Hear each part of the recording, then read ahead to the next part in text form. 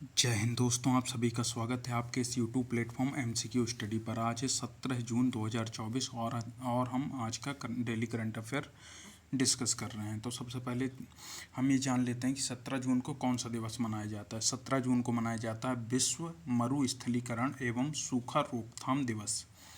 कौन सा दिवस मनाया जाता है? विश्व मरुस्थलीकरण एवं सूखा रोकथाम दिवस मनाया जाता है 17 जून को। अब हम आज का पहला क्वेश्चन देख रहे हैं। हाल ही में प्रधानमंत्री मोदी G7 शिखर सम्मेलन में भाग लेने के लिए किस देश गए थे? यहाँ पे थे होना चाहिए। हाल ही में प्रधानमंत्री मोदी G7 शिखर सम्मेलन में भाग लेने के लिए कौन से देश गए थे? इटली गए थे। इटली में 13 से 15 जून 2024 को G7 शिखर सम्मेलन का आयोजन हुआ और इसमें जो अध्यक्षता की इस शिखर सम्मेलन की इटली देश के द्वारा की गई। इटली देश की जो राष्ट्राध्यक्ष हैं जॉर्जियो मेलोनी, उनके द्वारा इसकी अध्यक्षता की गई। अगर हम बात करें G7 के बारे में, तो G7 एक ग्रुप है जो विश्व की 7 विकसित अर्थव्यवस्थाओं का एक संघ है। कौन कौन से देश आते हैं G7 में? G7 में आता है Canada, France, Germany, Italy, Japan, United kingdom और यूएसए। कौन कौन से आता है? फिर से एक बार देख लीजिए। Canada, France, Germany, Italy, Japan, United kingdom और यूएसए। पहले रूस भी इसका सदस्य था, तब ये G8 के नाम से जाना जाता था, फिर रूस को हटा दिया गया, अब ये G7 के नाम से जाना जाता है। अब हम अगला क्वेश्चन देखते हैं। अगला क्वेश्चन है, हाल ही में अंतर्राष्ट्रीय जागरूकता दिवस कब मनाया गया है? अंतर्राष्ट्रीय एल्बिनिज्म जागरूकता दिवस कब मनाया गया? तो ये अंतर्राष्ट्रीय एल्बिनिज्म जागरूकता दिवस मनाया जाता है प्रत्येक वर्ष 13 जून को मनाया जाता है। इसकी शुरुआत कब हुई थी? 18 दिसंबर 2014 को यूनाइटेड नेशन जनरल असेंबली के द्वारा घोषणा की गई थी एल्बिनिज्म के बारे में जागरूकता फैलाने के लिए कि हम प्रत्येक वर्ष 13 जून को अंतर्राष्ट्रीय एल्बिनिज्म जागरूकता दिवस मनाएंगे। अगर हम एल्बिनिज्म के बारे में बताएं तो एक जन्मजात विकार है जो जन्म के साथ ही किसी मनुष्य में आता है।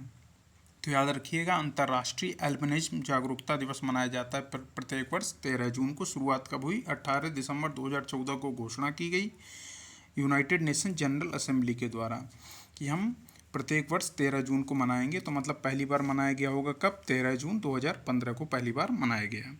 अगले प्रश्न पर चलते हैं। अगला प्रश्न है, हाल ही में किस राज्य सरकार ने बाल विवाह को रोकने के लिए मासिक वजीफा देने की घोषणा की है? तो बाल विवाह को रोकने के लिए जो मासिक वजीफा देने की घोषणा की गई है असम राज्य सरकार द्वारा। असम राज्य सरकार द्वारा बाल विवाह को रोकने के लिए मासिक वजीफा देने की घोषणा की गई है। अगर हम असम के बारे में जानें तो असम की राजधानी क्या है? दिसपुर असम की राजधानी है और गुवाहाटी जो है असम का एक सबसे बड़ा शहर है, लेकिन राजधानी नहीं है। राजधानी है दिसपुर। हालांकि जो इसका हाई कोर्ट है वो गुवाहाटी में स्थित है, असम राज्य का। अगर हम असम के मुख्यमंत्री के बारे में बात करें तो हेमंत बिस्वा शर्मा असम राज्य के मुख्यमंत्री हैं जो भारतीय जनता पार्टी से बिलोंग करते हैं। और राज्यपाल जो हैं असम के वो हैं गुलाब चंद कटारिया। कौन है? गुलाब चंद कटारिया राज्यपाल हैं। हेमंत बिस्वा शर्मा असम राज्य के मुख्यमंत्री हैं। अगले प्रश्न पर चलते हैं। अगला प्रश्न है, हाल ही में अडानी डिफेंस और किस देश के ईडीजी ग्रुप ने वैश्विक साझेदारी की है? अगर हम बात करें अडानी डिफेंस और किस देश के ईडीजी ग्रुप ने वैश्विक साझेदारी की है, तो ईडीजी ग्रुप जो है यूएई का ये एक मतलब रक्षा और एरोस्पेस वाला ये ग्रुप है, एक तरीके से कहा जाए तो। देख लेते हैं हम इसे। अडानी डिफेंस एंड एरोस्पेस और यूएई का जो ईडीजी ग्रुप है, ये रक्षा मामले से संबंधित ग्रुप है, ने अपनी रक्षा और एरोस्पेस क्षमताओं को बढ़ाने के लिए एक दूसरे के साथ एकीकृत समझौता किया है। मतलब एक दूसरे के साथ मिलकर अपना जो है रक्षा और एरोस्पेस क्षमताओं को दोनों मिलकर बढ़ाएंगे। तो भारत का अडानी डिफेंस है और ईडीजी ग्रुप जो है यूएई का है। अगर हम यूएई के बारे में बात करें तो यूएई की राजधानी क्या है? अबू धाबी है। और यूएई की जो मुद्रा चलती है यूएई में वो है दिरहम। आप लोग को कमेंट सेक्शन में बताना है। कल ही हमने आपको बताया था यूएई के प्रधानमंत्री और राष्ट्रपति का नाम आप लोग कमेंट सेक्शन में बताइएगा। अगले प्रश्न पर चलते हैं, लेकिन उससे पहले कुछ इंपॉर्टेंट पॉइंट। भारत और यूएई ने स्थायी मुद्रा निपटान प्रणाली शुरू की है। ये कल ही के करंट अफेयर के क्वेश्चन में था कि भारत और किस देश ने स्थायी मुद्रा निपटान प्रणाली शुरू की है, तो यूएई के साथ मिलकर भारत ने स्थायी मुद्रा निपटान प्रणाली शुरू की है। यूएई ने आनंद कुमार को गोल्डन विजय दिया। आनंद कुमार कौन है? सुपर 30 के जो संस्थापक हैं वो आनंद कुमार हैं ये, उनको यूएई ने गोल्डन विजय दिया है। भारत और यूएई के बीच डेजर्ट साइक्लोन 2024 जो युद्धाभ्यास होता है वो राजस्थान के थार में आयोजित किया गया था। इसके अलावा प्रधानमंत्री मोदी ने अबू धाबी के BAPS हिंदू मंदिर का उद्घाटन किया था। कब किया था? ये किया था 14 फरवरी 2024 को। ये जो अबू धाबी में BAPS हिंदू मंदिर है, ये अबू धाबी का पहला हिंदू मंदिर है। इसका उद्घाटन प्रधानमंत्री मोदी ने 14 फरवरी 2024 को किया था। अगले प्रश्न पर चलते हैं। हाल ही में मुंबई क्रिकेट एसोसिएशन के अध्यक्ष का निधन हुआ है, उनका नाम क्या है? हाल ही में मुंबई क्रिकेट एसोसिएशन के अध्यक्ष अमोल कालेजी का निधन हो गया। इनका निधन 10 जून 2024 को हुआ है। अगले प्रश्न पर चलते हैं। अगला प्रश्न है, हाल ही में पेमा खांडू ने किस राज्य के मुख्यमंत्री के रूप में शपथ ली? अगर हम बात करें पेमा खांडू की, तो पेमा खांडू ने अरुणाचल प्रदेश के मुख्यमंत्री के रूप में शपथ ली है और पेमा खांडू अरुणाचल प्रदेश के लगातार तीसरी बार मुख्यमंत्री बने हैं। अगर हम बात करें पेमा खांडू की, तो इस बार ये भारतीय जनता पार्टी से मुख्यमंत्री बने हुए हैं। और अगर हम अरुणाचल प्रदेश के बारे में बात करें तो इसकी राजधानी क्या है? ईटानगर इसकी राजधानी है। वर्तमान में अरुणाचल प्रदेश के मुख्यमंत्री तो पेमा खांडू हैं। और राज्यपाल के बारे में अगर हम बात करें तो राज्यपाल हैं लेफ्टिनेंट जनरल जो रिटायर हो चुके हैं, KT पटनायक। क्या नाम है उनका? KT पटनायक जो हैं अरुणाचल प्रदेश के राज्यपाल हैं। KT पटनायक। असम के हमने क्या बताया था? राज्यपाल गुलाबचंद कटारिया। कुछ हम इम्पोर्टेंट पॉइंट देख लेते हैं। अरुणाचल प्रदेश से संबंधित 100% घरेलू जल कनेक्शन हासिल करने वाला पहला उत्तर पूर्वी राज्य अरुणाचल प्रदेश बना है। तो याद रखिएगा, उत्तर पूर्वी राज्यों में ये पहला राज्य है अरुणाचल प्रदेश जिसने 100% घरेलू नल जल कनेक्शन उपलब्ध करा दिए हैं। इसके अलावा अरुणाचल प्रदेश, ये जनवरी 2024 में था, अरुणाचल प्रदेश के आदि केकर जो एक अदरक है, हस्तनिर्मित कालीन जो तिब्बती निवासियों द्वारा बनाई जाती है, और वांचो लकड़ी शिल्प जो वांचो लकड़ी शिल्प है, इन तीनों को GI टैग दिया गया था जनवरी 2024 में। ये अरुणाचल प्रदेश से संबंध रखते हैं। अगले प्रश्न पर चलते हैं। उससे पहले दोस्तों, अगर आप हमारा वीडियो यूट्यूब चैनल पर देख रहे हैं तो हमारे चैनल को सब्सक्राइब करके बेल आइकन जरूर दबाइए और लाइक और कमेंट और वीडियो को ज़्यादा से ज़्यादा शेयर करिए। अगर आप हमारा फेसबुक या इंस्टाग्राम या किसी अन्य सोशल मीडिया प्लेटफॉर्म पर देख रहे हैं तो आप इस वीडियो को ज़्यादा से ज़्यादा शेयर करिए, लाइक करिए, और आपसे जो भी प्रश्न पूछे जाएँ इस वीडियो के बीच में उन सभी को कमेंट जरूर करिए और अपना फीडबैक जरूर दीजिएगा। तो दोस्तों, अब हम अगले प्रश्न पर चलते हैं। हाल ही में किसके द्वारा कंटेनर पोर्ट परफॉर्मेंस इंडेक्स जारी किया गया? अगर हम बात करें कंटेनर पोर्ट परफॉर्मेंस इंडेक्स जो जारी किया गया है वो वर्ल्ड बैंक के द्वारा जारी किया गया है। वर्ल्ड बैंक ने, या कहा जाए विश्व बैंक ने, हाल ही में S&P ग्लोबल मार्केट इंटेलिजेंस के सहयोग से कंटेनर पोर्ट परफॉर्मेंस इंडेक्स, जिसे CPPI कहते हैं, को जारी किया है। CPPI दुनिया भर के 405 बंदरगाहों के व्यापक डेटा सेट पर आधारित है, जो अब तक का सबसे बड़ा डेटा सेट है। ये जो परफॉर्मेंस इंडेक्स जारी किया है, इसमें विशाखापत्तनम पोर्ट अथॉरिटी ने 18वां स्थान हासिल किया। इसे हम याद रखना, विशाखापट्टनम पोर्ट अथॉरिटी ने ये जो कंटेनर पोर्ट परफॉर्मेंस इंडेक्स जारी किया गया विश्व बैंक के द्वारा, उसमें 18वां स्थान हासिल किया, इसे याद रखना है। अगर हम बताएं विश्व बैंक के अध्यक्ष कौन है? विश्व बैंक के वर्तमान में अध्यक्ष अजय बंगा जी हैं। और आप लोग को कमेंट सेक्शन में क्या बताना है कि विश्व बैंक का जो हेडक्वार्टर है यानी मुख्यालय कहाँ पर स्थित है, ये आप लोग को कमेंट सेक्शन में बताना है।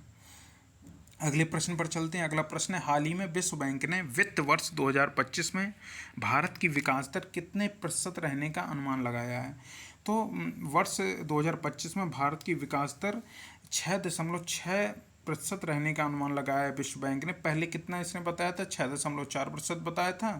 अब बढ़ाकर 6.6% भारत की विकास दर रहने का अनुमान लगाया है विश्व बैंक ने वित्त वर्ष 2025 के लिए। अगले प्रश्न पर चलते हैं। अगला प्रश्न है, हाल ही में कहाँ 20 वर्ष बाद ऐतिहासिक नगर निकाय चुनाव होंगे। अगर हम बात करें ऐतिहासिक जो नगर निकाय चुनाव होंगे 20 वर्ष बाद, ये होंगे नागालैंड में। नागालैंड में 20 वर्ष बाद ऐतिहासिक नगर निकाय चुनाव होंगे और इसमें ये सबसे बड़ी बात ये रहेगी, इसमें 33% महिलाओं के लिए आरक्षण प्रदान किया जाएगा। अगर हम नागालैंड के बारे में बात करें तो नागालैंड की राजधानी कोहिमा और यहाँ के वर्तमान में जो चीफ मिनिस्टर हैं उनका नाम है नेफ्यू रियो। क्या नाम है? नेफ्यू रियो यहाँ के वर्तमान में मुख्यमंत्री हैं। और नेफ्यू रियो किस पार्टी से? नेफ्यू रियो की पार्टी का नाम है नेशनल डेमोक्रेटिक प्रोग्रेसिव पार्टी। याद रखिएगा, नागालैंड की राजधानी कोहिमा, मुख्यमंत्री हैं नेफ्यू रियो। नेफ्यू रियो की पार्टी का नाम है national democratic progressive party.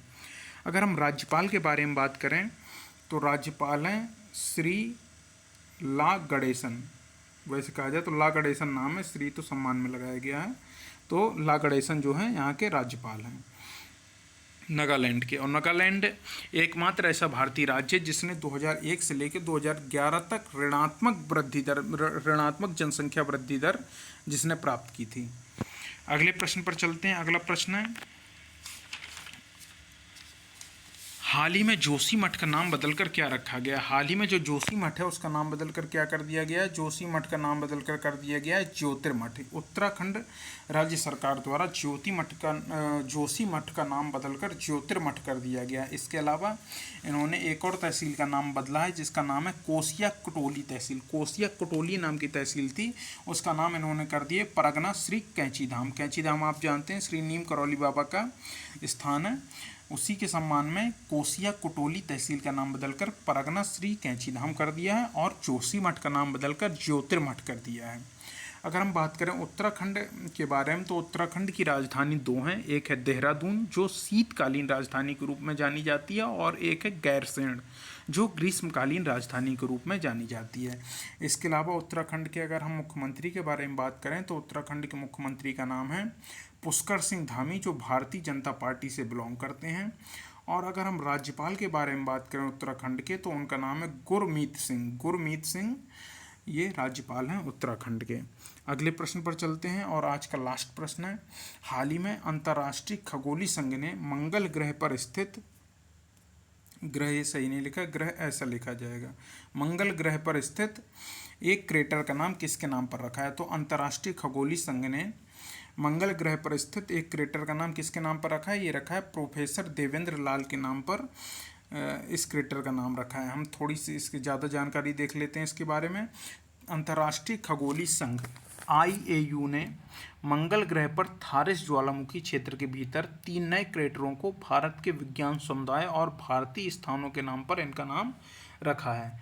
3 crater मिले हैं जिनमें सबसे बड़े क्रेटर का नाम प्रोफेसर देवेंद्र लाल के नाम पर लाल क्रेटर रखा है कि देवेंद्र लाल के सम्मान में क्या रखा है? लाल क्रेटर रखा है। दूसरे क्रेटर का नाम मुरसान क्रेटर रखा है, उत्तर प्रदेश के मुरसान शहर से इस नाम को लिया गया है। इसके अलावा हिल्सा क्रेटर का नाम भारत के बिहार के हिल्सा शहर के नाम पर रखा गया। तो याद रखिएगा 3 क्रेटर जो मंगल ग्रह पर थारिस ज्वालामुखी क्षेत्र में पाए गए हैं उसमें से सबसे बड़े क्रेटर का नाम प्रोफेसर देवेंद्र लाल के सम्मान में लाल क्रेटर, दूसरा मुरसान क्रेटर का नाम उत्तर प्रदेश के मुरसान शहर से लिया गया और हिल्सा क्रेटर का नाम भारत के बिहार के हिल्सा शहर के नाम पर रखा गया है। तो दोस्तों आज का करंट अफेयर यहीं पूरा होता है। हम नेक्स्ट डे पर आपके लिए फिर करंट अफेयर लेकर आएंगे। हम आपसे अपने नेक्स्ट वीडियो में मिलते हैं। दोस्तों इस वीडियो को लाइक, कमेंट और शेयर ज़्यादा से ज़्यादा करिएगा। तो दोस्तों अब हम आपसे अपने नेक्स्ट वीडियो में मिलते हैं। जय हिंद, जय भारत।